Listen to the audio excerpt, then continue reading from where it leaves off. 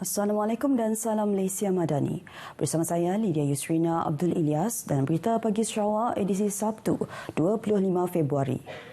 Belanjawan 2023 disifatkan sebagai satu belanjawan berpaksikan rakyat, terutama sekali dalam langkah mewujudkan wakaf madani dengan aset-aset bernilai RM1 bilion. Pensyarah Fakulti Ekonomi dan Perniagaan Universiti Malaysia Sarawak UNIMAS, Profesor Dr. Dayang Hafizah Awang American berkata, konsep wakaf tersebut menunjukkan kerajaan madani menyasarkan rakyat di hati terutama sekali golongan yang memerlukan. Ini belum dilakukan selama ini dan ini sangat something yang very novel lah untuk saya, dan saya yakin dengan adanya konsep tujahan 6 ini oleh masyarakat madani, saya yakin keadaan fiskal negara akan kembali pulih mengikut kita punya pembentangan tadi pada tahun 2025. Dr. Dayang Hafizah yang ditemui RTM di Kuching juga berkata belanjawan tersebut telah digaris serta dirancang secara terperinci dan telus terutama sekali untuk mencapai sasaran sifar miskin tegar dalam tempoh 2 tahun akan datang. Saya harapkan bahawa rakyat Malaysia bersama kita dengan konsep masyarakat madani ini, bersama ihsan, bersama kita berdaya cipta, bersama kita amanah, bersama kita yakin juga antara lain, yakin dengan permintaan dan yakin akan perkembangan dan strategi yang telah dilakukan oleh kerajaan, bersama kita untuk bersama-sama keluar daripada defisit fiskal, kesenambungan fizikal dan keluar daripada kemelut inflasi dan mencapai perkembangan ekonomi yang kukuh untuk masa hadapan. Peruntukan pembangunan berjumlah RM5.6 bilion kepada Sarawak dalam Belanjawan 2023 merupakan sokongan berterusan Kerajaan Persekutuan bagi memastikan pembangunan Sarawak tidak terus ketinggalan. Penolong Naib Chancellor Kepimpinan dan Pembangunan Universiti Malaysia Sarawak UNIMAS, Profesor Datuk Muhammad Fadzil Abdul Rahman berpendapat peruntukan tersebut adalah langkah permulaan Kerajaan Persekutuan untuk menyatakan kesungguhan dan keseriusan mereka bagi memastikan kelestarian pembangunan bumi Kenyalang. RM56 bilion. Walau bagaimanapun, Profesor Datuk Muhammad Fadzil berharap perkara tersebut bukan hanya sekadar pengumuman dalam bajet tetapi diperkasa dan dilaksanakan bagi memastikan infrastruktur di Sarawak terus dimantapkan. Sabah dan Sarawak dalam konteks ini telah diberikan peruntukan yang agak besar. Walau bagaimanapun, kita mengharapkan juga bahawa yang lebih penting daripada peruntukan yang diberikan itu adalah dari segi pelaksanaannya, umpamanya menyentuh mengenai sekolah taif. Sekolah taif ini perlu dinoktahkan walaupun berkemungkinan pengumuman telah pun dibuat, namun yang lebih penting daripada itu adalah dari segi pelaksanaannya. Mengenai peruntukan RM1 bilion untuk pembangunan bandar-bandar bersempadan dengan Kalimantan, Indonesia seperti Baklalan, beliau berkata ia merupakan inisiatif untuk menyaksikan bandar tersebut dapat dipertingkatkan seiring dengan kemajuan terkini Indonesia yang menjadikan Nusantara sebagai ibu kota yang baharu selain membantu menjana pendapatan Sarawak. Profesor Datuk Muhammad Fadzil menyatakan demikian kepada RTM ketika diminta mengulas mengenai Belanjawan 2023. Peternak kinzir di Sarawak perlu meningkatkan tahap keselamatan bio di ladang ternakan masing-masing bagi mengurangkan risiko penyakit haiwan berjangkit.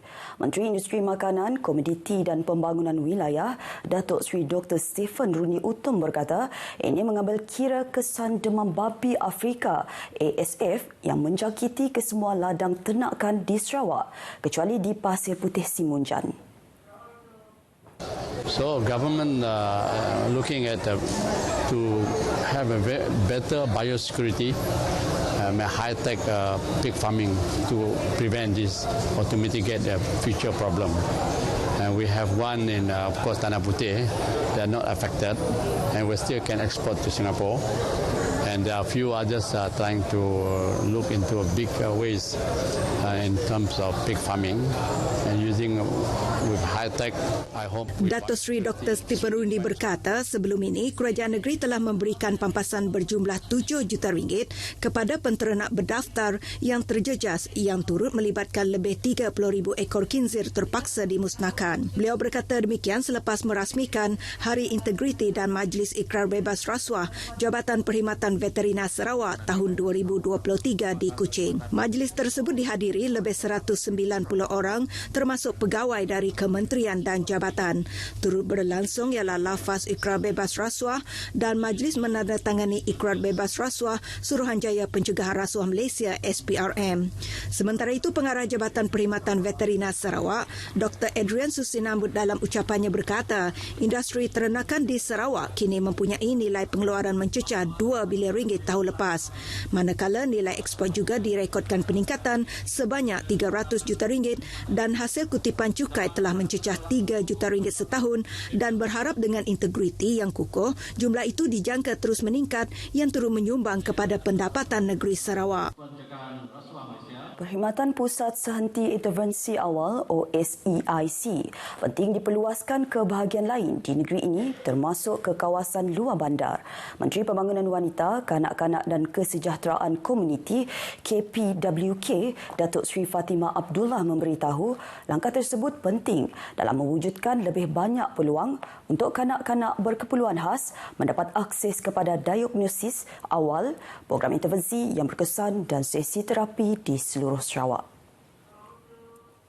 Datuk Seri Fatimah menjelaskan ia juga selaras dengan inisiatif Kerajaan Sarawak ke arah mencapai keterangkuman dan memastikan tiada golongan yang tertinggal menerusi perkhidmatan tersebut. Beliau memaklumkan perkhidmatan OSEIC Sarawak di kawasan luar bandar akan bermula di Kompleks Kebajikan Dalat pada Mac ini. Ia dilengkapi dengan kemudahan khas seperti bilik integrasi deria, bilik snoiselan dan kolam hidroterapi. Pusat itu juga katanya menyediakan perkhidmatan diagnosis awal, intervensi dan pemulihan untuk kira-kira 59 kanak-kanak berkeperluan khas di bahagian muka. Datuk Seri Fatimah berkata selain Dalat, kementerian juga komited untuk memperluaskan perkhidmatan OSEIC ke Lawas, Betong, Tatau, Kapit, Serian dan Samarahan serta Miri. Beliau berkata demikian pada Majlis Graduasi OSEIC Sarawak tahun 2022 di Kuching. Seramai 47 orang pelajar diraikan pada majlis tersebut. Program Bandar Selamat dilaksanakan adalah untuk mengurangkan kadar jenayah selain meningkatkan persepsi rasa selamat dalam kalangan masyarakat. Timbalan Menteri di Jabatan Premier Sarawak Undang-Undang MA63 dan Hubungan Negeri Persekutuan Datuk Sharifah Hasidah Said Aman Ghazali berkata program tersebut dianjurkan oleh Kementerian Dalam Negeri KDN yang menyalurkan peruntukan bagi pelaksanaan projek-projek fizikal di bawah langkah-langkah Bandar Selamat. Datuk Sharifah Hasidah menjelaskan pelaksanaan program Bandar Selamat sejak 2011 memfokuskan kepada inisiatif pemutihan kawasan Black Spot yang memberi tumpuan kepada peningkatan aspek-aspek persekitaran, sosial dan keselamatan. Untuk rekod pada 2020, dua kawasan yang telah diperakukan untuk pelaksanaan inisiatif pemutihan kawasan Black Spot adalah di Kampung Sungai Bedil dan Kampung Semerah Padi dengan peruntukan sebanyak RM250,000. Datuk Sharifah Hasidah berkata demikian pada lawatan tapak projek Bandar Selamat anjuran Dewan Bandaraya Kuching Utara DBKU di Surau Darul Ibadat, Kuching. Program lawatan tersebut adalah untuk meninjau projek-projek yang telah siap dilaksanakan di bawah program Bandar Selamat inisiatif pemutihan kawasan Black Spot yang telah dilaksanakan pada tahun lepas di kawasan Tupong dan tahun 2020 di kawasan Kampung Sungai Bedil. Antara projek adalah pemasangan papan tanda peringatan jenayah dan talian kecemasan, laluan pejalan kaki dan rel penghadang serta cermin keselamatan. Kadar jenayah indeks di Sarawak mencatat penurunan sebanyak 9% atau 404 kes pada tahun lepas berbanding tahun sebelumnya. Pesuruhjaya Polis Sarawak Datuk Muhammad Azman Ahmad Sapri berkata sebanyak 3,895 kes direkodkan pada tahun lepas berbanding 4,299 pada tahun 2021. Datuk Muhammad Azman menyatakan demikian ketika ditemui media selepas menyampaikan taklimat keselamatan Sarawak kepada Premier Datuk Patinggi Tan Sri Abang Johari Tunopeng di Wisma Bapa Malaysia Kuching. Taklimat berkenaan merupakan rutin bulanan Polis Diraja Malaysia kepada Kerajaan Sarawak bagi memastikan tahap dan situasi keselamatan dan ketenteraman di negeri ini sentiasa berada pada tahap terbaik. Sementara itu, Datuk Patinggi Tan Sri Abang Johari turut menerima kunjungan kunjungan hormat daripada Persatuan Kontraktor Melayu Malaysia PKMM Cawangan Negeri Sarawak. Kunjungan diketuai oleh penasihat PKMM iaitu Dato' Dr. Zaidi Suhaili dan turut dihadiri Yang di-Pertua PKMM Dato' Ismail Suud. Antara perkara yang dibincangkan ialah mengenai cadangan PKMM untuk menjadikan beberapa bahagian di Sarawak sebagai pusat inkubator dan bimbingan usahawan. Pusat itu dirancang untuk disewakan kepada ahli atau kontraktor yang memerlukan tempat sebagai pejabat mereka. Kaki tangan Radio Televisyen Malaysia RTM Sarawak disaran mengamalkan gaya hidup sihat bagi memastikan mutu penyampaian perkhidmatan pada tahap yang optimum. Pengarah Penyiaran Negeri Sarawak, Nasrul Hakim Muhammad Noh berkata, ia penting kerana keberkesanan jabatan bergantung kepada kualiti kaki tangan yang melaksanakan tugas. Nasrul Hakim menjelaskan RTM sebagai jawatan yang memainkan peranan dalam menyampai dasar-dasar kerajaan.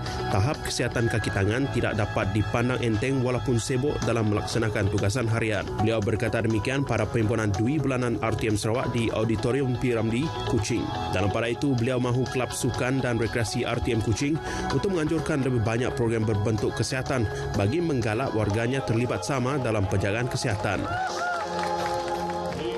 Program inisiatif I Care For You dilihat sebagai satu medium dalam melahirkan rasa tanggungjawab dalam kalangan masyarakat untuk lebih cakna tentang nasib golongan kurang berkemampuan termasuk Sarawak. Pengarah Pejabat Pembangunan Negeri Sarawak, Jasni Jubli berkata, pelbagai program berbentuk tanggungjawab sosial korporat CSR dilaksanakan di bawah inisiatif tersebut melalui bahagian kesejahteraan rakyat Jabatan Perdana Menteri. Jasni Jubli menjelaskan objektif pelaksanaan program tersebut adalah untuk meningkatkan penglibatan masyarakat sivil di dalam program kesejahteraan rakyat. Selain itu, ia juga menggalakkan kerjasama awam swasta dalam program CSR dan memberi peluang kepada golongan isi rumah di bawah e-Kasih untuk mendapatkan bantuan termasuk peralatan persekolahan. Yang ini adalah untuk bersama-sama kita, warga Malaysia, untuk prihatin, membantu bagi rakyat golongan orang yang kurang upaya lah, masalah miskin tegar dan miskin di negeri Sarawak ini khususnya, untuk sama-sama mereka dapat menghayati pada sisi pembelajaran sekolah dan juga pada Ramadan yang akan datang. Beliau ditemui pemberita selepas merasmikan program I Care For You di Miri. Sementara itu, bagi penerima program bantuan tersebut, ia sedikit sebanyak membantu meringankan beban keluarga dalam persediaan persekolahan anak-anak. Sedikit sebanyak bantuan ini memang dapat meringankan beban keluarga yang diberikan untuk menyediakan persiapan anak-anak untuk bersekolah.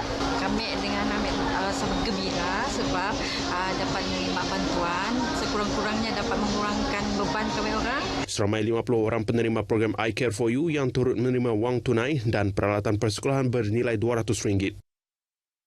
Paparan itu tadi mengakhiri berita pagi Sarawak edisi Sabtu 25 Februari. Assalamualaikum dan salam Malaysia Madani.